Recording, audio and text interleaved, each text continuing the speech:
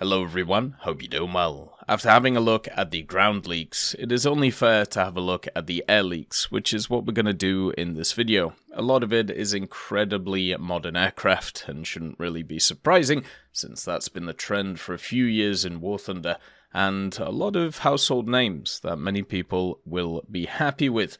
Before we get into this, I would just like to ask you to subscribe to the channel, because I'm going to be working pretty hard over the next few months on creating a bunch of content hopefully you will enjoy, and, well, let's get into it. The first vehicle is for America, and it is one of the most requested vehicles as of this time. It is the FA-18 Hornet by McDonnell Douglas.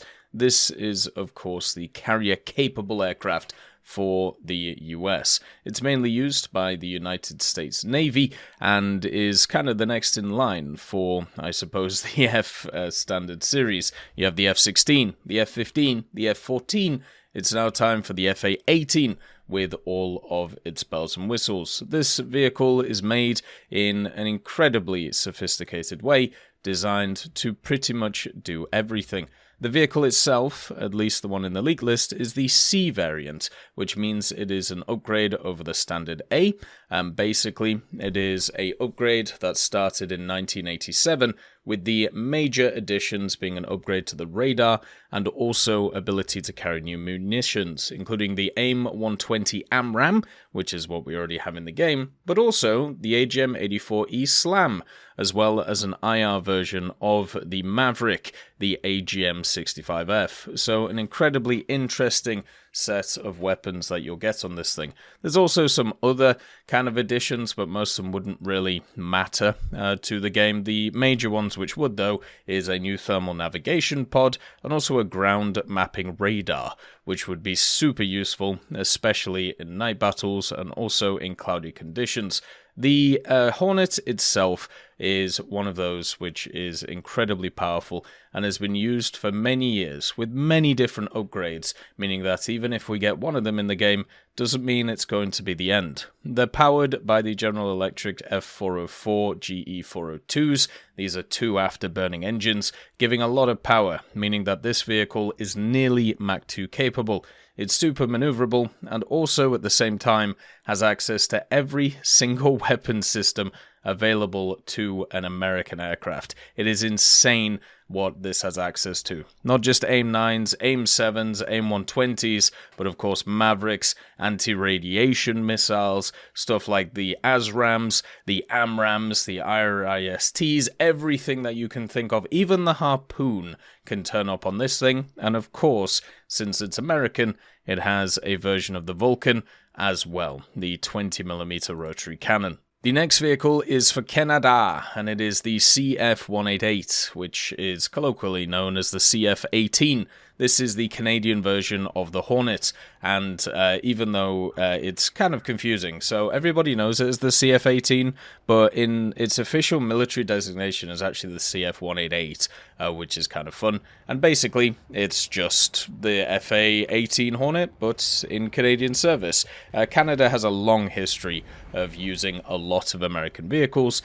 Basically, they use the F-104, the F-101, which still hasn't come to the game, by the way, and also stuff like the F-116 and many others. And in the 80s, they decided they want to kind of replace their older vehicles with a new one. So they went for, of course, the CF-18.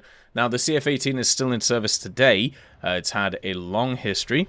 There is over 100 of them which were built for the Americans by good old McDonnell Douglas, and they've gone through a ton of different upgrades and changes over the time to give them access not just to new radar and avionics systems, but also a bunch of different weapons as well. So without knowing the specific variant, just understand that this one would have access to a lot of, different stuff depending on what turns up.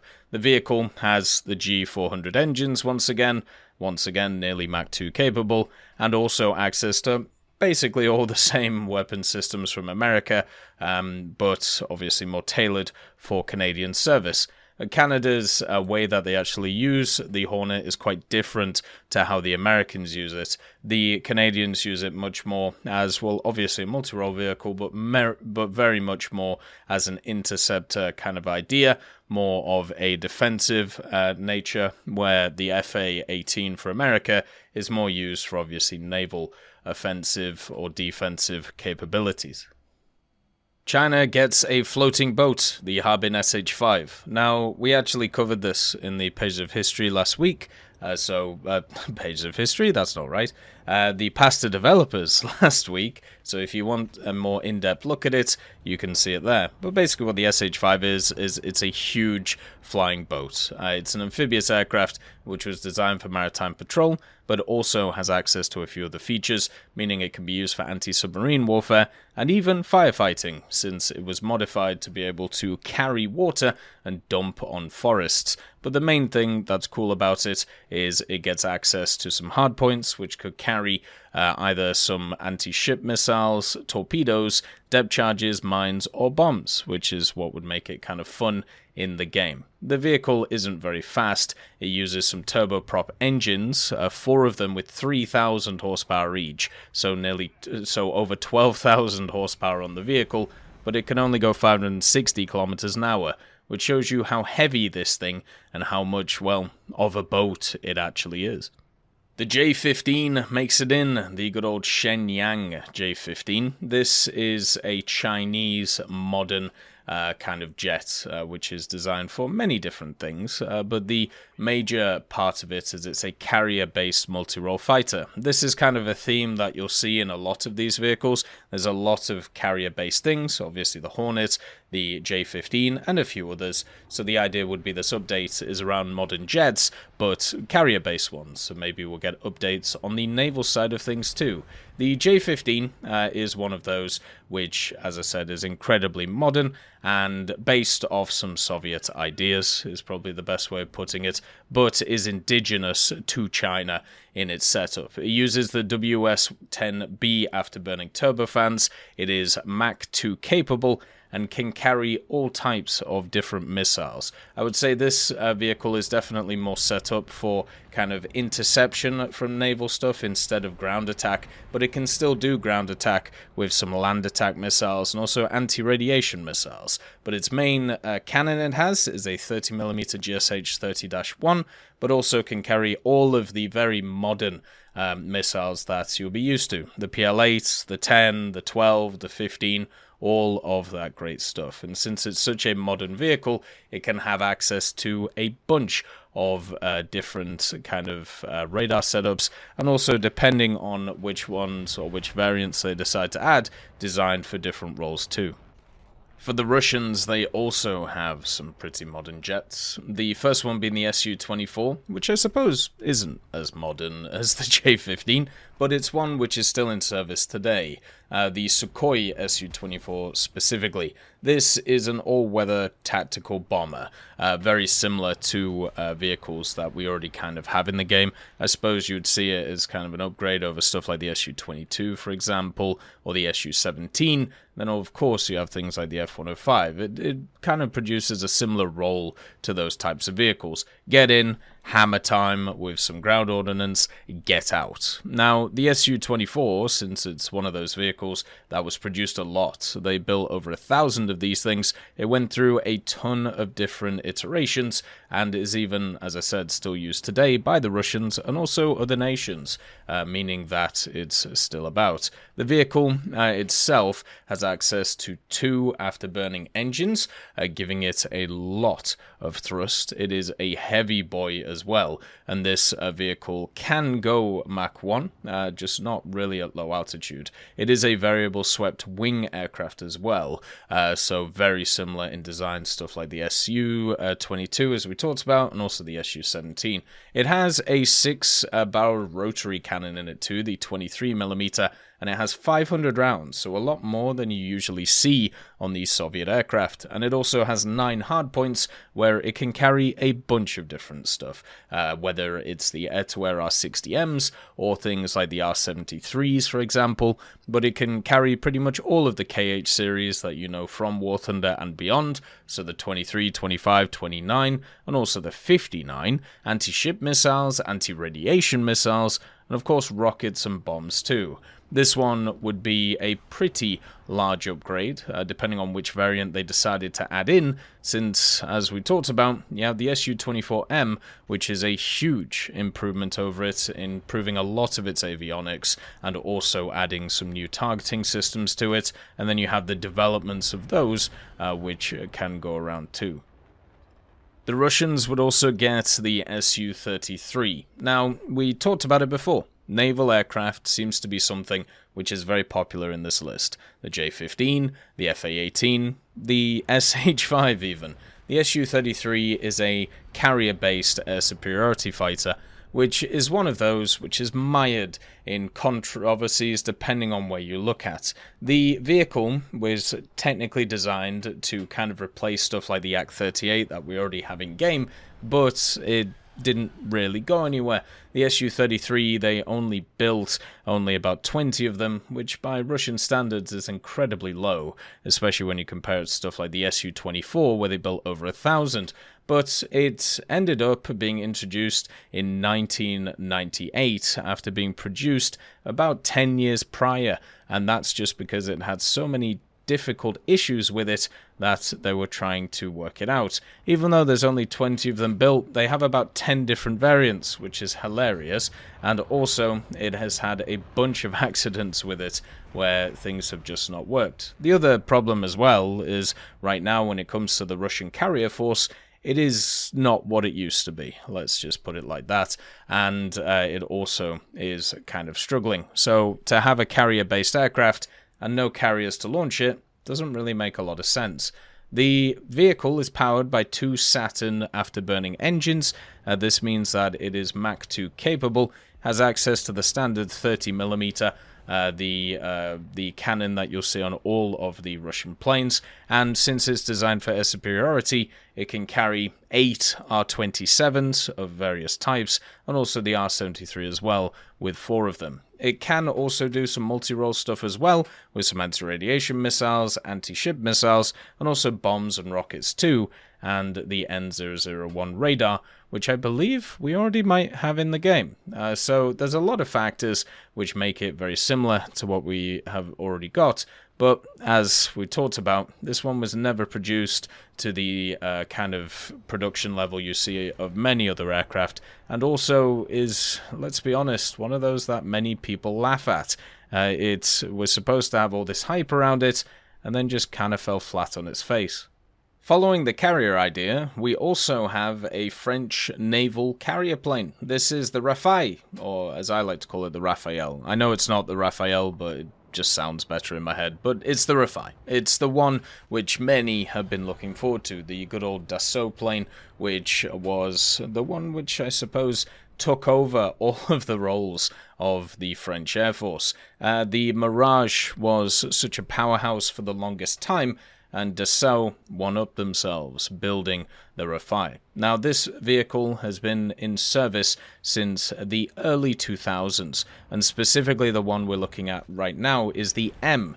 Now, the M is the navalized version of the C. The basic differences is that they strengthen the airframe, they give it a longer nose gear, so it's easier to kind of land, a larger tail hook between the engines as well, and also a boarding ladder, so you can actually get into the vehicle. It's a little bit heavier because of these upgrades, but it really shouldn't make too much of a difference. This vehicle is one which we'll see in many different variants across the way, and I'm sure many people will enjoy it too. It is powered by 2 Snecma M88 4E turbofans.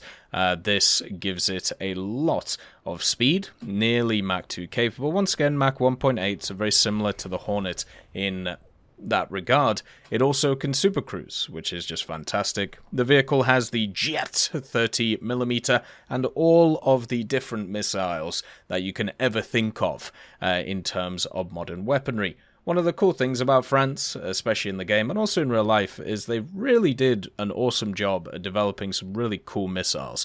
And because of that, they developed a bunch of aircraft which have a lot of opportunities to carry them. The Rafale has 14 external hardpoints, which should make anybody scared. It can carry the Mekas, the Me's. It can also carry the MBDA Meteor, which is the very, very large BVRAM, basically, the Beyond Visual Range air-to-air missile, and also the Magic 2. It can carry all of the air-to-surface missiles you can ever think of too. The only one I believe we have in the game right now is the AS-30L. All of the rest are very modern. And then also, it can carry a bunch of targeting pods and also drop tanks and many other things. What you're getting here is an incredibly maneuverable fighter, which would be one of the best vehicles in the game. And, let's be honest, it's incredibly beautiful as well. After having a look at a ton of modern jets, it's time to take a step back in history with the Fokker T5. This is a Dutch vehicle. It is a bomber that was first produced before the Second World War kicked off. It was introduced in 1938, with its first flight being in 1937, and it was used by the Dutch, which is quite fun. Of course, the Germans did invade the Netherlands, Belgium, and Luxembourg, which basically meant that it was used to try and warn off the attackers, but it didn't really go too well, and unfortunately didn't really see as much of an impact as you would want. This vehicle, they only made 16 of them, and therefore it was quite easy to just annihilate them. One of the crazy things about Germany is just the out-and-out raw production that they had in the 1930s, outdoing a lot of other nations, including the Netherlands, which really felt it. This vehicle did use some Bristol Pegasus engines, which is quite nice. They nearly had 1,000 horsepower each in them, and also it had a 20mm cannon for a nose gunner, which is super fun. They actually used a solitern, and also it had some Lewis guns basically in it too, 5 of them for defense. It could carry up to 12,000 kilos of bombs too, very similar to a lot of other vehicles at the time. If I was going to try and compare it to something, it would probably be the Ju-88, but just understand this thing is a lot different from that. The actual Fokker series has a very distinct kind of cockpit and also front nose area, which is really interesting to see. Staying on the Fokker series, we have the T.IX. This is another Dutch twin-engine bomber, but this one is a lot more thinner, more pencil-y, very similar to the Hampton, if I was going to compare it to anything. This vehicle used some other British engines, but different ones. The Bristol Hercules ones, which had a lot more power in them, 1,300 horsepower overall. There was only one of these guys built though, and since the Germans invaded, what ended up happening is the vehicle was abandoned because they just couldn't finish it and start producing it, and it just kind of sucks because once again this is a really cool vehicle, but because of the Germans it wasn't allowed to really see the light of day, and that just makes me sad. It didn't really have any armament sorted, but it was supposed to carry 2,000 kilos worth of bombs, which would have been very powerful. It also had 120mm in the nose, or supposed to, and then two 12-7s, which would be in a dorsal and ventral position, upgrading the armament over the T5. But as I said, this thing was never truly finished. It did fly, which is quite nice, just never with its intended bomb load or armament, and that just makes me sad, because it's a really cool plane. We also, for Thailand, have the Alpha Jet. Now, Thailand is one of those nations that is probably going to end up in the Japanese tree. Basically, the Alpha Jet is one of those vehicles that we already have in the game in the German and also French tech trees, but the whole point of the Alpha Jet was it was supposed to be exported to a bunch of different nations, and Thailand was one of those which picked it up. They did also modernize it in a Phase 2 setup, so it was seen as a light fighter bomber, and also a weapons trainer too, since that was mainly what it was designed for. But one of the big things that they actually did to it in the first overhaul is they gave it access to 4 AIM-9 Sidewinders. So this thing would actually be an AIM-9 capable Alpha Jet, which would be very interesting to see. They also, in its phase 2 of its introduction, was able to improve its avionics, giving it a proper heads-up display, and also a HOTAS control stick, which was similar to the one that you find on the F-16. So this vehicle in Thai service could not just carry AIM-9s, it could carry the AIM-9Ps and P4s, which I believe we have in both games. Also, the BK-27 Mauser was kept, and you could bring pods alongside of it, which would have been fun. And also the Mark 82 bombs, the CRV-7 rockets, and the Hydra 70s too. So this would be a souped-up vehicle in the form of an Alpha Jet. For Japan, you'd also get the PS-1, or the Shin Meiwa PS-1. This is a Japanese flying boat, very similar to the SH-5.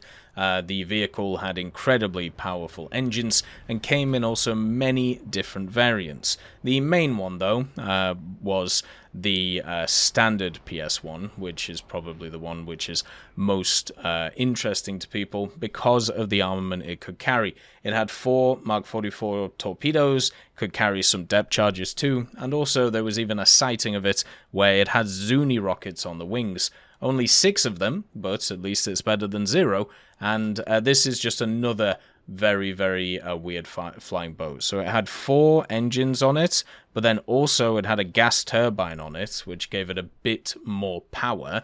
This meant that it could go 545 kilometers an hour, which is kind of fun. The vehicle itself, I mean, it was supposed to be designed for kind of, sea use, maritime patrol, and it had a decent service life where it was able to do it quite efficiently. They built some prototypes and then eventually built 23 of these aircraft. Now remember, when it comes to these kind of like maritime patrol aircraft, you never really see a metric ton of them built because, usually you don't need a massive amount of them. So hopefully in the future we see this. For Israel, somebody must have read the past of the devs because we have the Fugger CM-170 Magister. This is a French trainer aircraft, which was then exported to Israel to be used as a trainer, but Israel also used it as a ground attacker in some of the wars over there. So they attached some interesting weapon systems to it, which you don't see from the other Magisters. It was a vehicle that had 2 7.62mm Brownings, also had 4 hardpoints where it could carry 50 kilo bombs, the rockets which you see on Weizmann's Spitfire, some Snebs if you wanted, and also the Rocket rockets you could bring in too, with different kind of armaments moving around as well. The vehicle was powered by 2 turbo mecha Marlboro 6 engines, and as we've seen many times in the past of the devs, the CM-170 is one of those that's loved by many. So it would be cool to see. Hopefully we see it soon, not just for Israel, but also for France and maybe some others. As always though, I hope you have a wonderful day, and I'll see you next time. I'd just like to thank GMG Smiley, CD Beans, Chieftain Mike, EMN3 Galaxy, Tulio Pontecorvo, Brendan Quinn, Carrion Crow, Gus Irenicus, Pyman, Wartinder, Teddy, Daniel Stanton, Martinez, B. Young, Ozzy Panzer, Alan Hacker, Liam Shear, Opium Prime, Lafouche, Sem Aslan, Uncle Bean, and Derek R. for supporting the channel.